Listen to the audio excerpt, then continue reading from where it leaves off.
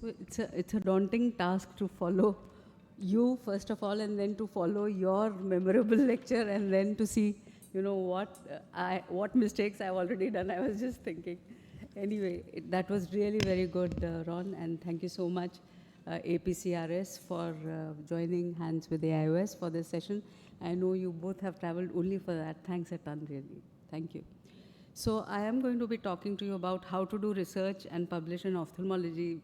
Publishing and research is, of course, my first passion right from my postgraduate days.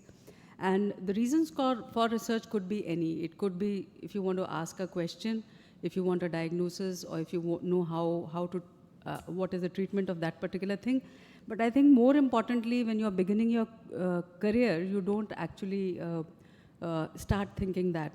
So your goals are different. You either want to foster a future mentorship with a notable researcher, or you want to strengthen your curriculum vitae application for vocational subspecialty training or to get a job. So I think those are the two things which motivate you right in the beginning. The bright side is that it is intellectually rewarding, it is emotionally satisfying, and it provides direct and indirect benefits to patients and society. The flip side is that you need to find a mentor, you need to find support for funding, and you need to reinvent yourself. So how to commence a research? It is always best first to get mentors and collaborators. You may be involved in a running project, or you may just write a case report or a rare presentation or a new intervention or a new therapy. Finding a research topic is important. You should confirm the suitability of the topic, develop a hypothesis, plan study design, calculate sample size, and then execute the research. Now, once your research has been executed, it could be anything. You could begin to write with letter to editor or just case report. Then you graduate to doing retrospective clinical studies, questionnaire studies, finally prospective studies, and then maybe randomized controlled studies. It is important to know what is the gap in the knowledge, because no point doing something or trying to do something which people have already done and published on. Like Samaresh said, you have to find a new thing, a new indication, a new complication, a new way of doing things. Of course, if your research requires help of a statistician, should always take that, especially for the power and the design of the study, because otherwise it will never get published. And very importantly, you have to take ethics committee or IRB approval for that. It is important to identify the main concept, to see the measurable indicators for each concept, to rewrite the preliminary research question in really operational form. And I think something that I did not pay attention to, and that when you are junior you don't pay attention to, is that you have to present. Before you publish, it is important to present in meetings.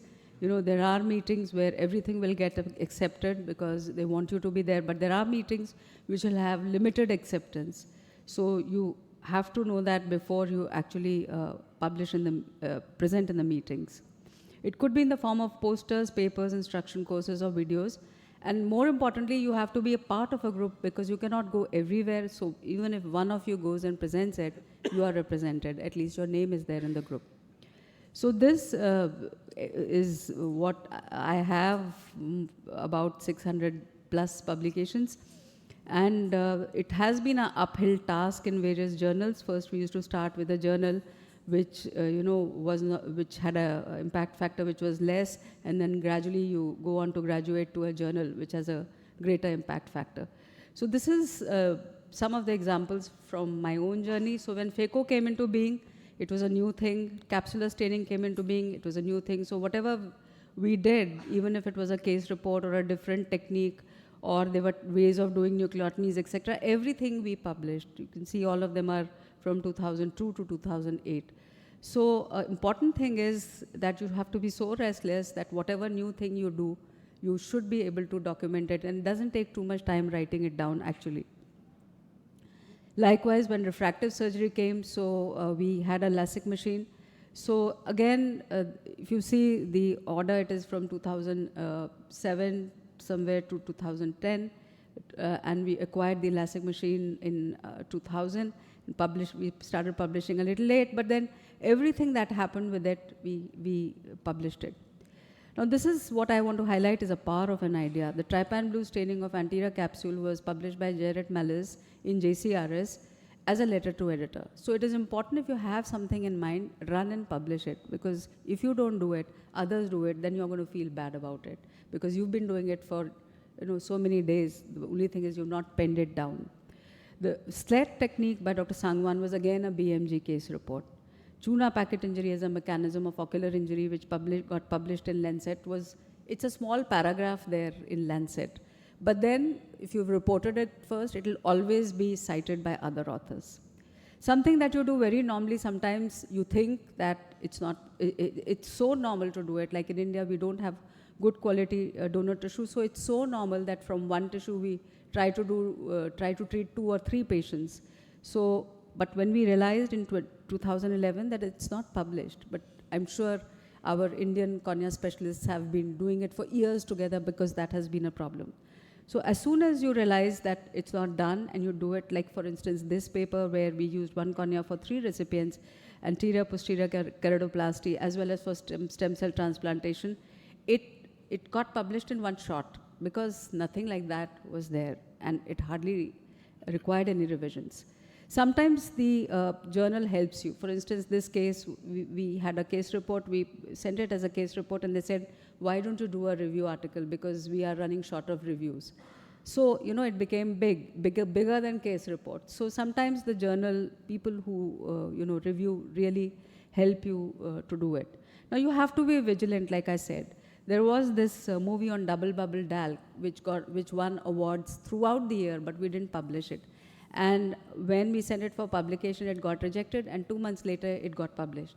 So we were not fast enough. We sat on the laurels of our surgical video, which had won awards, but we did not write it down. So I think it is very important to do that. Then there are certain things which, as you go, for instance, you would say, for instance, if in cases of ocular SJS, we were seeing that there were a lot of corneal ulcers. We just wanted to study the microbial flora, so that got published.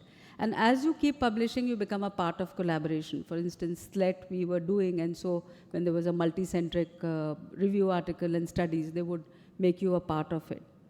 Then, like I said, whenever there are new devices, and I'm sure Ron is going to agree with me, intraop OCT, so as soon as intraop OCT we acquired, whatever we could see with intraoperative OCT was, like magic, and so we published it in all possible forms, whether it was case series or case reports. Likewise, for femtosecond cataract laser, as soon as we acquired it, we tried to publish it. Now, all things may not be researched. Like I said earlier, this was moxiflox versus combination therapy in non-perforated bacterial corneal ulcers.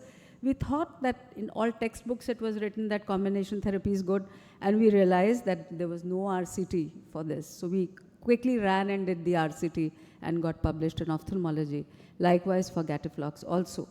Now sometimes, there's another group which is doing a similar study like this one. Arvind was already doing, Arvind Eye Hospital was doing a similar study on fungal keratitis. So we changed the way we are going to do our study.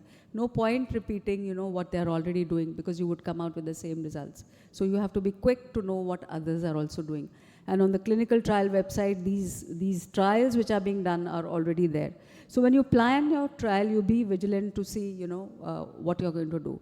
Now this was accidental acute chemical injury into a ditch. 31 people fell where there was sodium hydroxide. So we didn't do anything except that we documented it. And this was a very unique cohort. Where in the world would you get 31 people who fell down into a ditch with sodium hydroxide and are being followed for 2 to 3 years? So all this paper needed was documentation, and it got published in American Journal of Ophthalmology. So like I said, always publish after you present. So you go to AAO, publish in Ophthalmology. You go to ASCRS, publish in JCRS. And this was our plight that I was talking about. Won awards but could not publish it. Finally found a journal which was, not that significant, with not that high factor, but only to boost our ego that, it has got published. Finally, we went and published it there. Now, rejection doesn't mean that it's not, whenever it comes to your, rejection comes to you, it means it's not their priority. If a particular paper is rejected from a particular journal, I don't think you should feel bad about it, but don't keep in your laptop for more than a week. Immediately resend it. Because if it's in your laptop, it's never going to see the light of the day. But if it is on the net, someday it will see the light of the day. Change specific categories, change journals, but don't keep it in the laptop if your paper gets rejected. Change continents. So if your papers got rejected from AJO Archives Cornea, that means you're targeting US. Those are the reviewers. So change your continent. Go to UK. Submit an I, British Journal of Ophthalmology. Reviewers would change. If it gets rejected from there, go to Australia, Clinical and Experimental Ophthalmology. The reviewers would change. And by the time you would have addressed all the others, reviewers' comments also.